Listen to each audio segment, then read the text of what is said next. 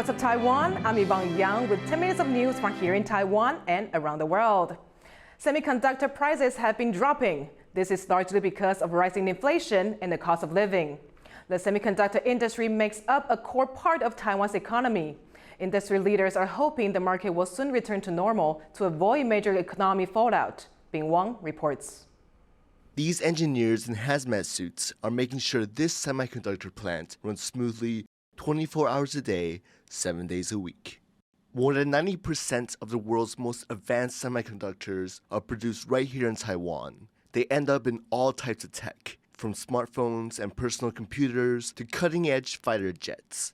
2020 saw the beginning of a global semiconductor chip shortage because of production holdups and supply chain issues. This was in part due to the COVID-19 pandemic and Russia's invasion of Ukraine. As such, for most of the past 2 years, demand for chips has been extremely high.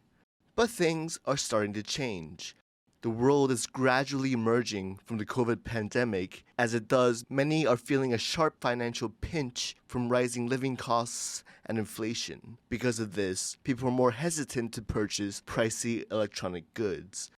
This means there's now a chip excess, and semiconductor prices are dropping. At the current rate, experts believe chip prices could fall by more than 10% in the first quarter of next year. TaiwanPlus Corp, a major semiconductor manufacturer, is one of the companies most heavily affected by this shift in the market. 虽然现在世界情势还有经济的局势蛮挑战的哈，其实光照也有感受到，但是我想光照今年当初原先所编列的一些计划，仍然能够如实的去执行，那我想仍然是一季比一季好。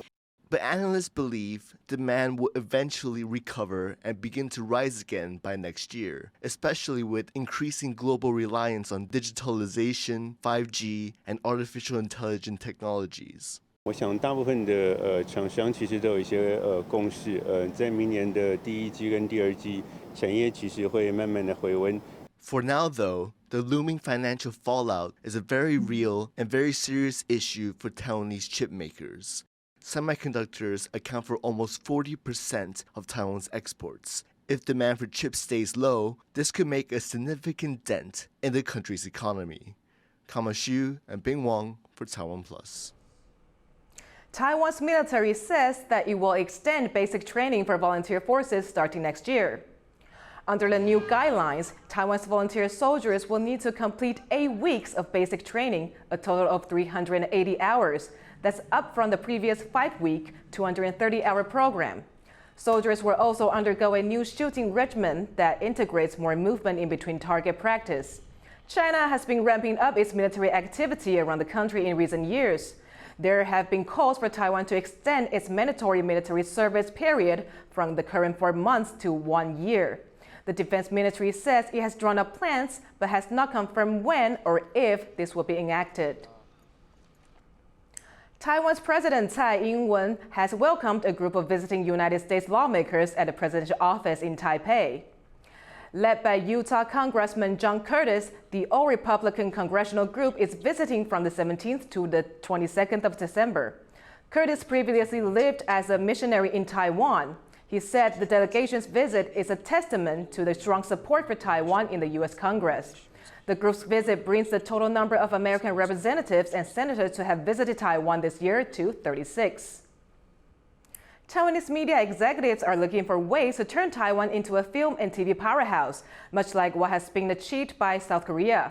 They are now working with the government and streaming service Netflix to try and boost the country's soft power and bring Taiwanese entertainment to the world. Seth Butler has more.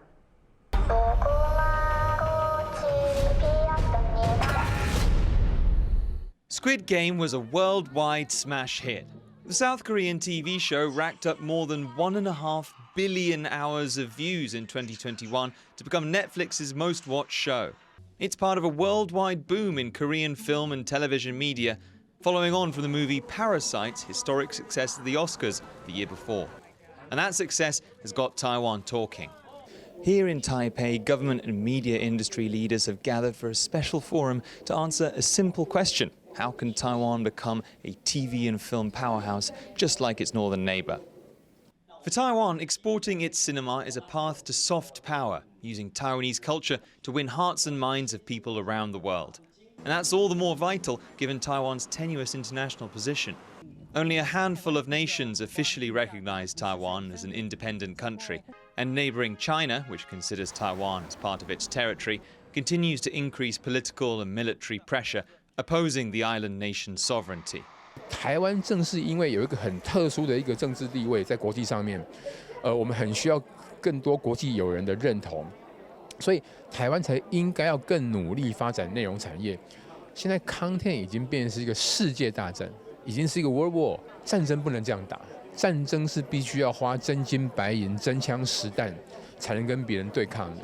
But it's not just soft power, it's also about money. 韩国的娱乐内容强大，让大家对于韩国文化的兴趣提高，所以想学韩文。那学了韩文之后，他可能就会进一步的想去韩国旅游，想买韩国车，买韩国手机。这个才是内容产业其实真正可以帮其他产业助攻一个最强大的地方。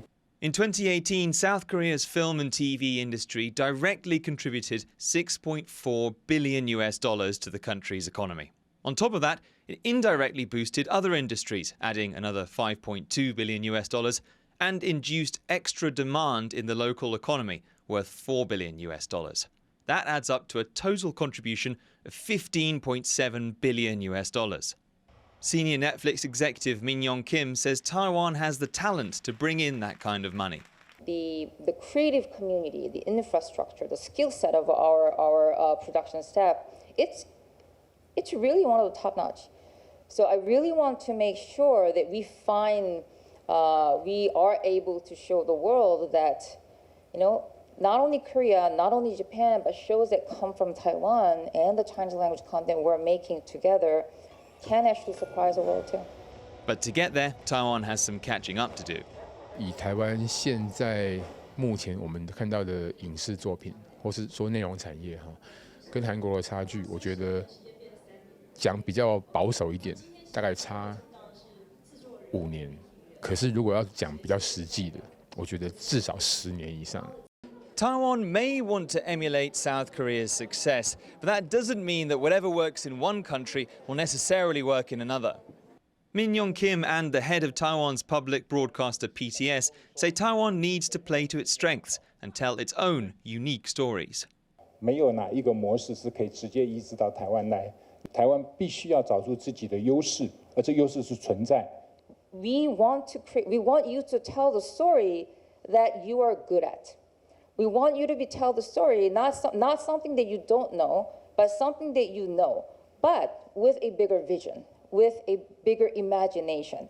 Speakers at the Asia Hub New Media Summit agree Taiwan has all the elements for success. All the country needs is to find the right stories to tell, the right people to tell them, and the right platforms to host them, so that when the next hit like Squid Game lands, it will come from Taiwan. Klein Wang and Stash Butler for TaiwanPlus.